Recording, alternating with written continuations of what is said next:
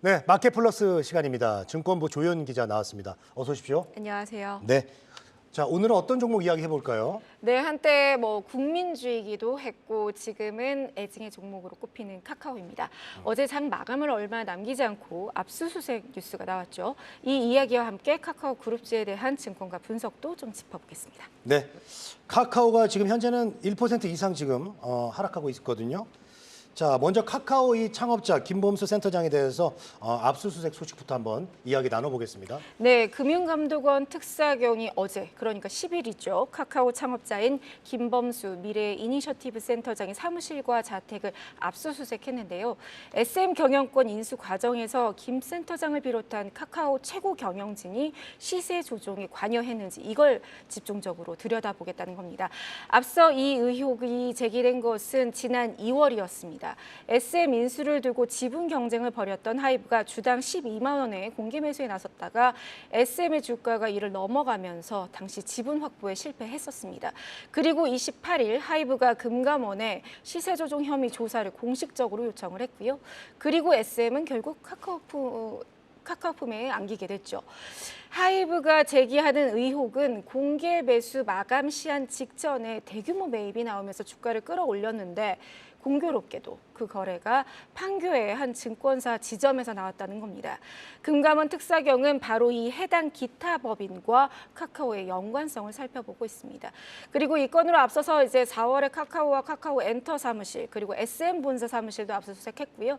이번에는 김범수 센터장으로 수사에 초점을 더 좁힌 것으로 보입니다. 이복형 금감원장이 이에 앞서서 위법 행위를 발견한다면 제일 높은 수준의 최고 수준의 제재를 부과하겠다 이렇게 엄포했던 만큼 상당 수준의 증거와 정황을 확보한 것 아니냐 이런 관측이 나오고요.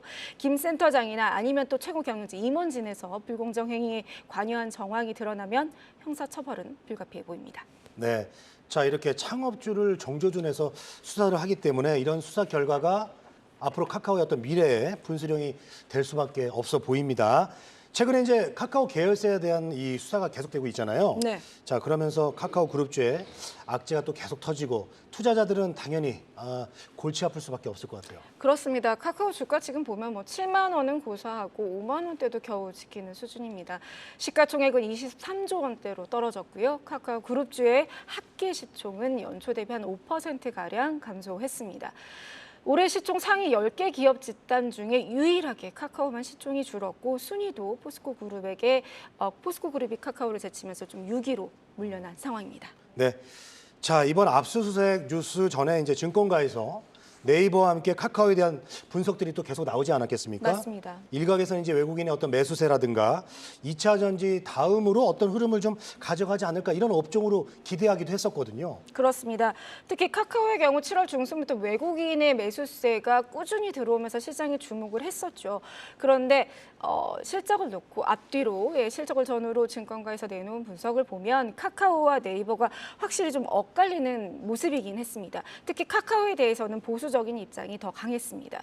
매출 성장세가 둔화한 것에 지금과 같은 대내의 부정적인 환경, 그리고 여기에 광고 경기마저 둔화되면서 전망이 긍정적이진 않았습니다. 그리고 이번 2분기 실적에 대한 평가를 좀 주목해야 하는데요. 카카오의 영업이익이 지난해 대비 33.7% 줄어들었죠. 카카오톡 개편을 했는데도 그 이후에도 광고 매출 성장이 부진한 결과란 겁니다.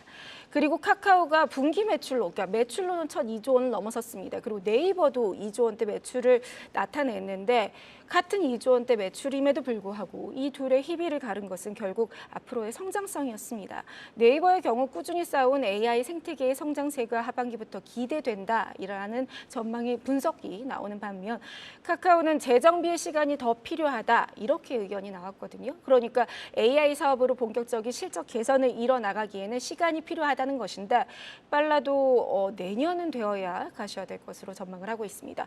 목표 주가도 일제히 하향 조정하고 있습니다. 2분기 실적 발표 전후로 10개 증권사 중에 8곳이 낮췄고요. 가장 낮은 곳은 5만 6천 원 신한투자증권이 제시하고 있습니다. 네. 자, 카카오 목표가를 알아봤는데요. 마지막으로 이제 카카오 계열사들도 한번 증권사들의 평가 들어보겠습니다.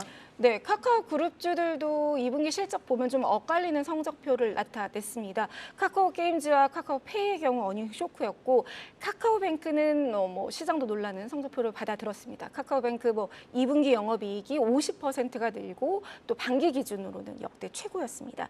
하지만 실적이 잘 나왔음에도 불구하고 카카오뱅크 목표가를 낮추는 리포트가 나오는 등 저 증권사 전망이 호의적이지 않았거든요. 그래서 저희가 지난주 마켓플레이스에서 이 카카오뱅크는 짚어봤으니 이제 카카오 게임즈와 카카오페이를 보면 카카오페이는 여전히 영업 적자를 벗어나지 못하고 있죠.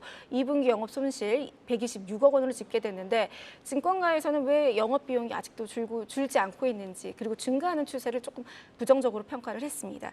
그리고 카카오 게임즈 같은 경우는 영업이익이 전년 대비 67% 감소한 265억 원에 그쳤고 매출도 20% 빠졌습니다.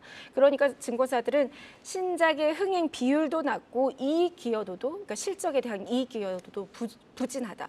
그러니까 시장의 기대를 뛰어넘는 대작을 공개하기 전까지는 주가가 우상향하기는 어렵다. 이런 분석과 함께 투자 의견도 하향하고 목표가도 낮추기가 이어졌습니다. 네. 자, 오늘은 카카오 그리고 카카오 계열사 이슈를 짚어봤습니다. 여기까지 듣겠습니다. 마켓플러스 증권부 조현 기자와 함께했습니다. 고맙습니다.